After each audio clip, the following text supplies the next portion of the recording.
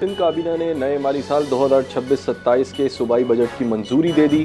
وزیر اعلیٰ سندھ سید مراد علی شاہ کی زیر صدارت صوبائی کابینہ کے اجلاس میں موجودہ مالی سال میں ریکارڈ ترقیاتی کاموں پر وزیر اعلیٰ سندھ کی کاوشوں کو سراہا گیا۔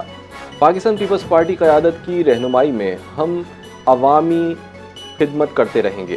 وزیر اعلیٰ سندھ مراد علی شاہ کا خطاب، کہا کہ نئے سال کے بجٹ میں ہر طبقے کا خیال رکھا گیا ہے۔ چیئرمین بلاول بھٹو زرداری کی ہدایت پر غربت کے خاتمے کے لیے خصوصی اقدامات کر رہی ہے۔ بجٹ میں تنخواہ دار طبقے، برآمد کنندگان اور کاروباری شعبے کو بڑا ریلیف دیا گیا۔ وفاقی وزیر اطلاعات و نشریات عطا اللہ تارڑ کی آئندہ مالی سال 2026-27 کے بجٹ کے حوالے سے آن لائن بریفنگ، بتایا موجودہ بجٹ سابقہ کئی بجٹ سے مختلف اور ریلیف پر مبنی۔ کچھ لوگوں کو محض تنقید کی عادت ہے، مخالفین بھی اس بجٹ کی تعریف کر رہے ہیں۔ مشکل حالات کے باوجود وزیر اعظم شہباز شریف نے معاشی معاملات کو سنبھالا اور آگے بڑھایا۔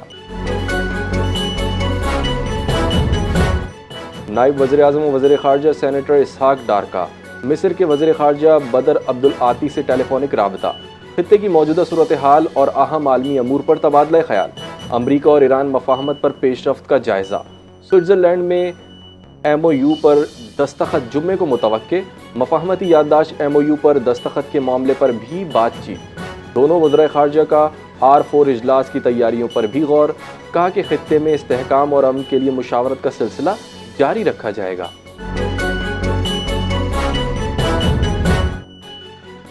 وفاقی وزیر داخلہ محسن نقوی سے برطانوی نائب وزیر خارجہ ہمیش فالکنر کی ملاقات، پاک برطانیہ تعلقات، خطے کی صورتحال اور باہمی تعاون کے فروغ پر تفصیلی تبادلہ خیال، امریکہ ایران مفاہمت میں پاکستان کے کردار کو سراہا گیا، دونوں رہنماؤں کا انسداد دہشت گردی، غیر قانونی امیگریشن، ادارہ جاتی تعاون اور پولیس ٹریننگ سمیت مختلف شعبوں میں تعاون بڑھانے پر اتفاق، جعلی اسٹوڈنٹ ویزوں کے مسئلے کے حل کے لیے مشترکہ کوششوں پر بھی بات چیت۔ سینٹ کی قائمہ کمیٹی میں معاون خصوصی وزیر اعظم ہارون اختر خان اور سیکرٹری وزارت صنعت و پیداوار نے فیصل وافڈہ کے الزامات کو دستاویزی شواہد کے ساتھ مسترد کر دیا۔ فیصل وافڈہ اپنے الزامات کے حق میں کوئی ثبوت پیش نہ کر سکے۔ ہارون اختر خان نے کہا کہ وزارت کے تمام فیصلے وفاقی کابینہ کی منظوری کے بعد کیے گئے۔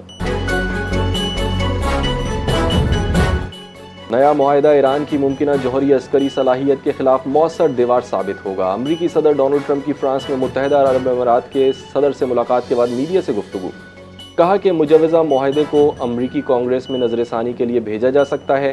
ایران موجودہ کشیدگی کا خاتمہ چاہتا ہے، یقین ہے یہ معاہدہ خطے کے امن اور استحکام کے لیے اہم کردار ادا کرے گا۔ اسرائیل کی ایران معاہدے کی تفصیلات تک رسائی کی درخواست مسترد۔ اسرائیلی میڈیا کے مطابق اسرائیل نے ایران مفاہمتی یادداشت تک رسائی کی باضابطہ درخواست کی تھی۔ امریکہ نے قومی سلامتی کے حساس معاملے پر اسرائیل کو معاہدہ دکھانے سے انکار کیا۔ اور امریکہ ایران کے معاہدے میں $300 ارب کا نجی سرمایہ کاری فنڈ بھی شامل، برطانوی خبر ایجنسی کا دعویٰ۔ رپورٹ میں بتایا گیا کہ $150 ارب سے زائد سرمایہ کاری کی یقین دہانی پہلے ہی ہو چکی۔ معاہدے کے بعد ایران تیل اور ایندھن کی فروخت فوری بحال کر سکے گا۔ پابندیوں میں رعایت بینکاری، ٹرانسپورٹ اور انشورنس خدمات پر بھی لاگو ہوگی۔